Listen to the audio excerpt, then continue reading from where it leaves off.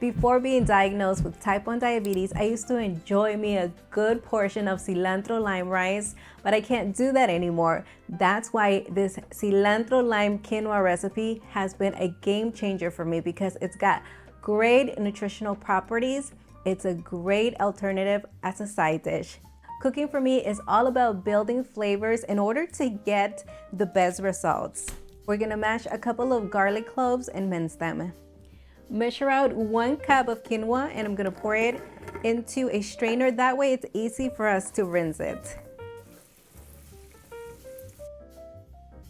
Heat a couple of tablespoons of a good avocado oil, and I'm doing this over medium heat. Now toast the quinoa for about 3 to 5 minutes. Toasting the quinoa is a very important step and what you should definitely take advantage of because it's really going to intensify those nutty tones. Just make sure you stir continuously. I can really smell those aromas now. Add in the minced garlic and 1 teaspoon of ground onion. Continue to cook for 1 more minute. Oh yes, that garlic really brought this to life. Add in 2 cups of water and bring this to a boil. You're gonna increase the heat if you need to. Also, instead of water, you can use low sodium chicken broth, but I personally prefer to use water.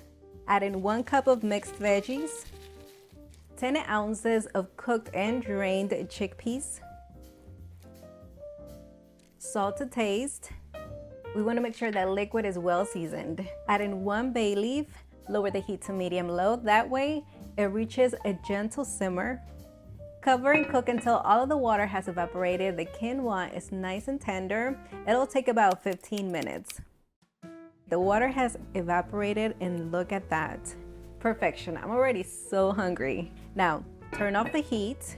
I'm just gonna move it from the burner. This is an electric stove, so it'll take a little while for the burner to cool down. That's why I'm just gonna take it off and allow it to rest for about 5 to 10 minutes covered. Let's finish this off. Zest 1 lime over it. Great, now cut it in half and I'm gonna add 1 tablespoon of the juice, which is about half a lime. Just squeeze it right on top. Also add 1/4 of a bunch of cilantro that's been finely chopped. What a way to bring some color into this side dish. Very carefully mix everything in as you fluff.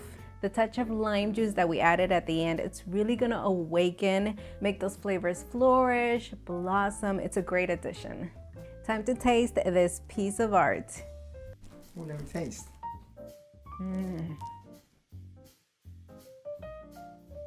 Loving. Oh my goodness. So good. What's your favorite part? The garbanzos. Why is that? They add that meaty flavor. It's just so good. It is. He just double dipped. It's okay, we're eating it, right? Oh, it's so good. I love everything about it. The freshness, the texture. Definitely the fact that quinoa is cooked perfectly. I don't like mushy quinoa. Yeah. I'll leave you the link to the full printable recipe down in the description area. All right, I'll see you on the next one. I hope you enjoyed it. Bye, everyone.